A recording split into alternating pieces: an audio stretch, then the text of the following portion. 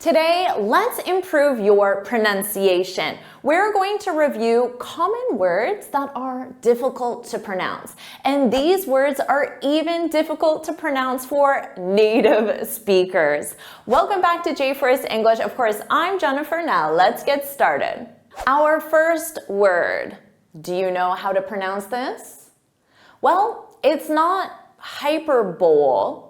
Because remember, spelling and pronunciation are not the same in English. You cannot learn pronunciation from the spelling. So this isn't hyperbole, it's hyperbole. Hyperbole. So listen to that syllable stress, hyperbole. Now your turn, repeat it out loud, hyperbole. Hyperbole is a way of speaking where you make exaggerated claims, but they're not meant to be taken literally. We use hyperbole every single day. If you've ever said, "I didn't sleep at all last night," of course, that's just hyperbole. I slept for 3 hours. Our next word, this is one that I didn't know how to pronounce when I first saw it. Do you know how to say this? When I first saw it, I said Quay, but it isn't. There's no Quay sound in it. It's simply key, like a key to your house. So that one's easy. Repeat it, key. Now, what is a quay? It's a stone structure and boats are tied to it so they can load and unload goods and passengers. That's a quay. You could say the tourists strolled along the quay. Our next word, this is an important communication technique that you can use to sound very professional. Do you know how to pronounce it? Well, it's not segue, it's segue. Segue. So the syllable stress is on segue. Segue. Repeat it, segue. Now, I said this is an important communications technique.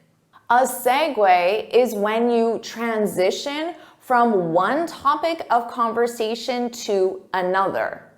And if you do it very professionally, then you will look like an excellent public speaker. Let's say you're in a meeting and the topic is accounting software. And then someone asks a question and the question is about expense reports. The presenter could say, that question's a great segue to our next slide on filing reports. So it's a great segue. The question acts as a way to transition from one topic to another topic. That's a great segue. It's a good segue. Our next word, a lot of native speakers have no idea how to pronounce this because it isn't a word of English origin. So they'll say Acai or Acai, but that's not it. It's acai. Acai. Repeat it. Acai. Now this is a berry from Brazil that's very popular in North America for its health effects. A lot of restaurants and cafes serve this berry, commonly in smoothies or breakfast. So you might say, I'll have a smoothie with acai and pineapple. Yum, that sounds delicious. And acai berries are a total scam. How about this one? Every time I see the spelling, it confuses me. So I have to think about how it's spelled phonetically because it's not colonel, it's kernel. Repeat that, kernel. And of course, a colonel is a position, a high-ranking position in the army or the military. But when I hear Colonel, I always think of Colonel Sanders from KFC. Did you know that Colonel Sanders founded KFC when he was 62 years old? Isn't that incredible? And it just goes to show that it's never too late to start. Our next word. Sometimes native speakers and students confuse the syllable stress and they say artisanal and they put the syllable stress on zone, which isn't correct.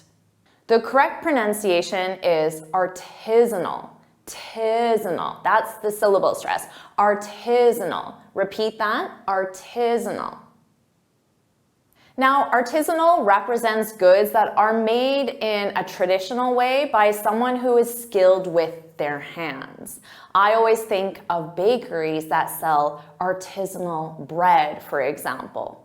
So you might say, I bought some artisanal bread at that new cafe. Our next word. This is one that is debated by native speakers because some native speakers add an extra syllable and they say realtor, realtor, and they say it with 3 syllables, realtor, when in fact it's 2 syllables, realtor, realtor.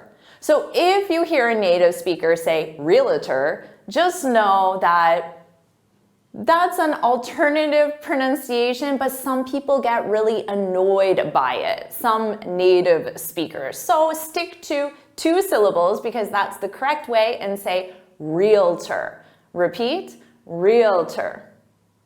You got it. And of course, a realtor is someone who sells your home for you, represents you in the transaction of buying and selling a home or property.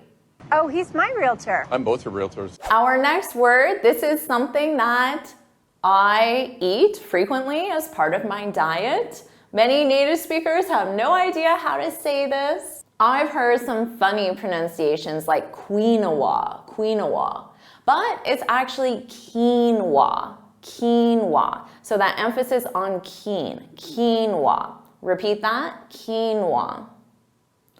Now, quinoa is a grain and you can cook it very similar to rice and you can use it as a substitute to rice and it's very tasty.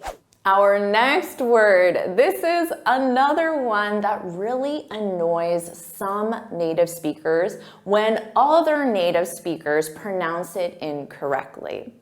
Do you know what the issue is? Some native speakers will say it with an X sound. Espresso, espresso. Espresso, espresso, espresso. And it really bothers some other native speakers who know it should be espresso with an S sound. So make sure you have that espresso, espresso. Repeat after me, espresso. If you're Italian, of course you have no issues pronouncing this word.